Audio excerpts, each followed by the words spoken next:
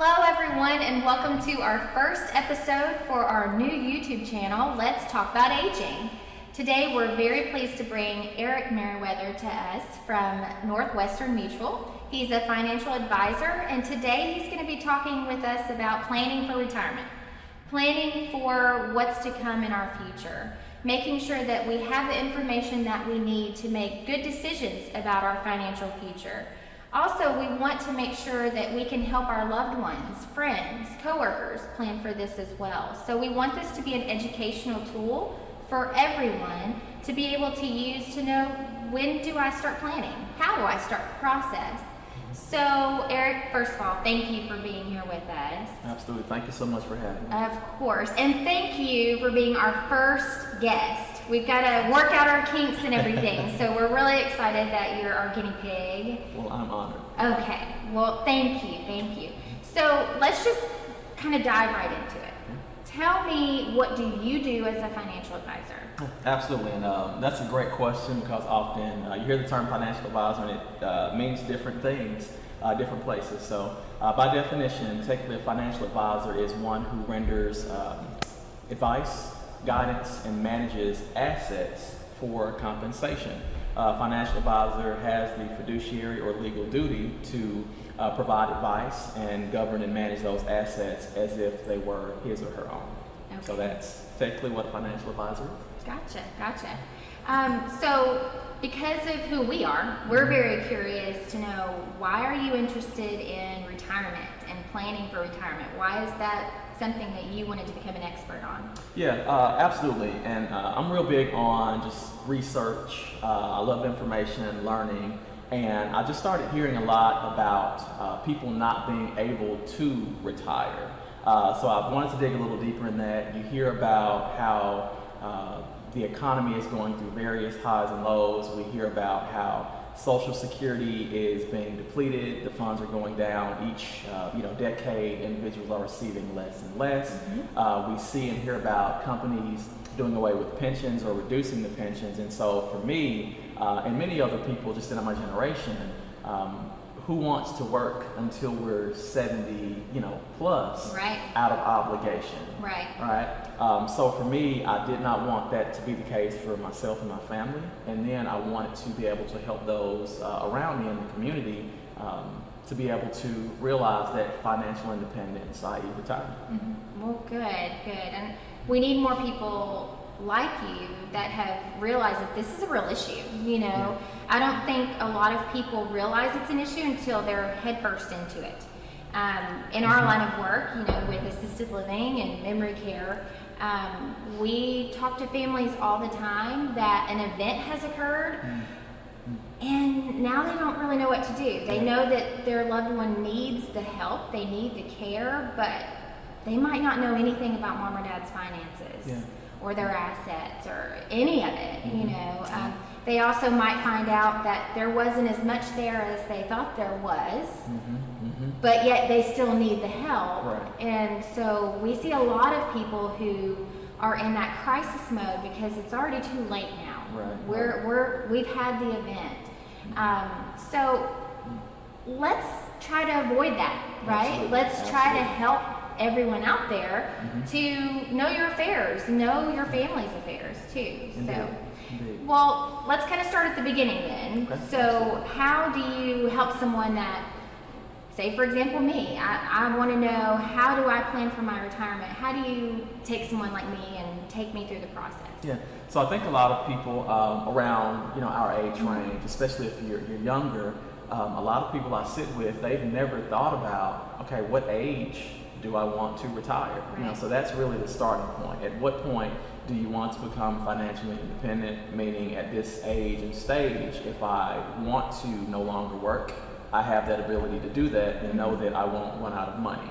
Right. Secondly is, how much money do you want to have on a monthly basis, recurring, coming in at that point where you stop working? Right. And so ideally that would be a compilation of Social Security, if there is a pension there, and then any business that you may have, if there's any kind of income coming in from that. But primarily for most, it's going to be the money that you've been able to accumulate and save in a 401k or retirement account, IRA, etc., being able to distribute money from that without running out of money, right? And so we have to determine from there, once we establish what age you want to become financially independent, how much you want to have on a monthly basis, then we look at, well, what current things are you doing right now to get you to that goal? And so we determine how much you would need to be saving, and then the places that would be the most efficient and ideal to save in order to accumulate enough money by that point to survive and live off of it for the rest of your life.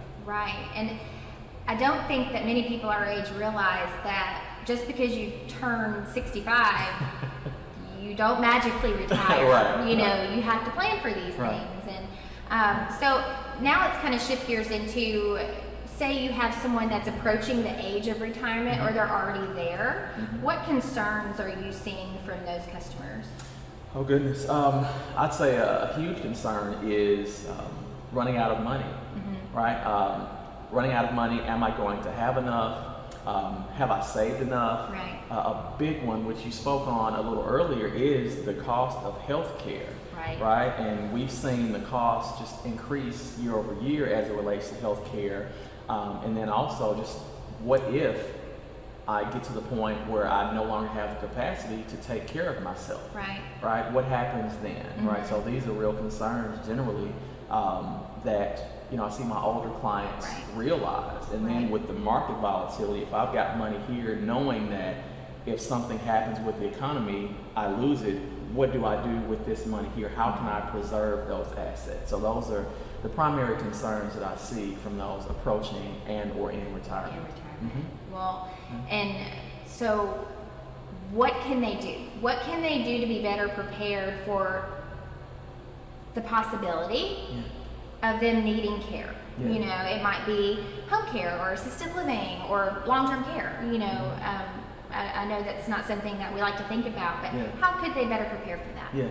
So this is very, very challenging because for many, as we're speaking, grandparents, parents, previous generations, to some extent, you did turn 60, 65, and magically you got your Social Security, you got your pensions. And so it's literally a paradigm shift, a mentality change, and a realization that a lot of this is on us.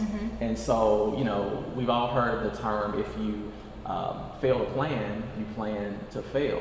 And so as difficult as it can be, the sooner that you start thinking about and being proactive, right, and planning versus being reactive, the better off you'll be. And so the key to that is really thinking about this while we're young and starting to put things in place, whether that's making sure that we're factoring the potential of an event in our retirement years while we're younger, right, and specifically and strategically saving for that so that we have enough if it does happen.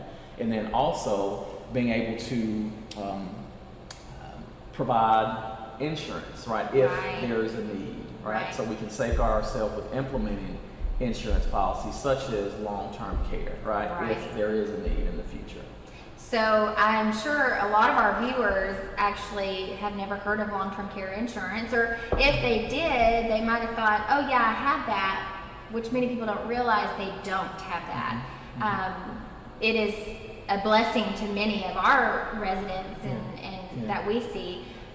So kind of touch a little bit on what is long-term care insurance. That's a really great question because it can be very, very confusing. There's two parts to this. So people often get long-term disability and long-term care confused. And so they are two different things. So long-term disability is what happens if I'm in a car accident and I get injured and can't work for a year or 2 years, or I get some kind of ailment or illness and I'm no longer able to work to generate an income. Well, that's long-term disability, something that will actually pay you month after month, right, that supplements the income that you would have been making had you been able to continue to work. Long-term care, however, if you get to the point where you are unable to take care of yourself, and you have to have a nurse come into the home right, to assist with the day-to-day living activities. If you have to go into an assisted living facility, or you have to go into a nursing home, right? So the long-term care is an insurance policy that pays for the services of you not being able to take care of yourself. Great. And thank you for explaining that. And I hope that that's helpful to a lot of our viewers, because we do see that a lot. Yes, I have long-term care insurance. No, you don't. You have disability, or they just assume, oh, that's part of my pension. Yeah. No, it's not. You know. So thank you for explaining that. Absolutely. So we know kind of what we're facing, but what age do you suggest that someone actually starts this process of planning for the retirement? Yeah, that can be a difficult or subjective question, because it really depends on a number of factors. I think you have to look at what the priorities are. And so for someone that's in their 20s or 30s, right, the priority is more of the disability. There is a chance where something could happen in your earlier years, knock on wood, God forbid, that you're not able to take care of yourself. But that's more so going to be, in the later years if that were to happen. And so if you have other priorities taken care of, such as savings, right, retirement, then we can start looking at maybe college education for kids is another priority. So if we have those things in place and in good order, and you're approaching your 40s, 50s, that's typically the time that you want to start planning for having a long-term care event or safeguarding yourself from that. So between 40 and 50. Okay. So what do you do when you have a client who is saying, that sounds great, Eric, but I'm 45 years old. I'm not going to pay that money every single month for a policy that I may never use. I might pay on it for 30 more years, 40 more years, never use it. I don't want to spend that money. What do you say? What's your advice? Yeah. So for one, I can completely empathize and understand that, right? Who wants to pay for something that they could potentially never need or never use, right?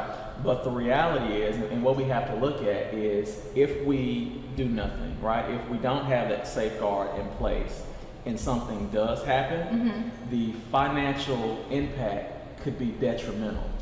Right? And that's everything that we've worked hard for over our lifetime can be lost. Legacy left for children, family could be lost within a matter of a few years. And so that's one of the things that you have to reconcile within yourself, within ourselves, to determine if it's worth it.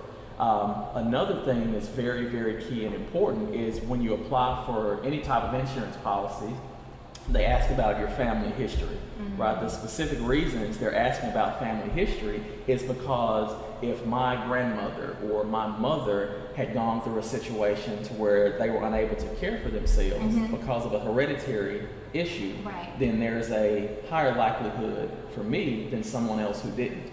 And so I'd say look at the family history, because if grandparents, parents, other relatives were in a situation to where there was a prolonged illness leading to death and they had to have that service, you may want to consider that for yourself. Right. The final option with that, or thing to consider, would be there are different types of annuities as well as life insurance policies that provide certain benefits or riders on those, to where if you don't use it, you don't lose it, because you still receive a payout via annuity income streams and or life insurance death benefit. Right? So you don't totally lose it in those cases. That's really good to know. Yeah, I don't know if many know about those options as well. So again, another reason to use a financial advisor, because if you're not an expert in the field, you need an expert. So that's wonderful. And if I can just add to that, because a lot of people say, I've got it all figured out, I'm buttoned up, I'm fine. And the reality is, even as a financial advisor, there are things that change literally year over year. So there are things that may be available now, or certain laws and regulations that change that weren't even in effect last year. But now they do apply. So it's good to have someone, an advisor, an expert, as you said, in the field that can keep you informed of these things. Right. I'm sure it's ever changing. It is. Honestly. It is an ever changing. That is something for me. I need, help on that, because working in this field, we think that we know a lot about what happens once you're there, right? Once you're in the need. but I don't know that I've planned accordingly, for my future, because I'm in that where I'm planning for college, planning for a 16-year-old car, things like that. So we've got to prioritize and make sure that we're planning for the future. So, well, tell us, last piece of advice, one word, a phrase, what advice would you give to our viewers? The piece of advice that I would give would be run your race. Right? That would be my piece of advice, because there's this olden term, keeping up with the Joneses. Yes. Right? And so I used to run track back in the day, and I'll try to make this very brief. And one of the things about track, especially if you run distance, right? You may have 4 laps that you have to run around the track. And you have to know yourself, you have to know your pace, because if you strike out trying to keep up with this individual who seems to be leading at the time, right? But that's not your pace, and you burn out and they don't. Right. Had you ran your race, you wouldn't have burned out as quickly, right? And so I'd say you have to, and that's really living within our means, right? Knowing our limits, running our race, and not really keeping up or paying too much attention to what other people are doing, because someone else's goals are not your goals, right? And we have to plan specifically according to what our goals are, not be led to try to keep up with what someone else is doing. Gotcha. Thank you so much for that. And thank you for bringing all your information and educating all of us. I know it was helpful for myself. I hope it was helpful for all of you out there. And we want to invite any viewers, if you would like to talk to Eric, we will be posting information for him and for us. Feel free to reach out. Feel free to give a phone call, because I know Eric would be happy to help and happy to get you all connected with anyone that would help in your race, in your personal situation. So, well, thank you again, and thank you all for viewing, and this will be airing on February 14th at 2 p.m.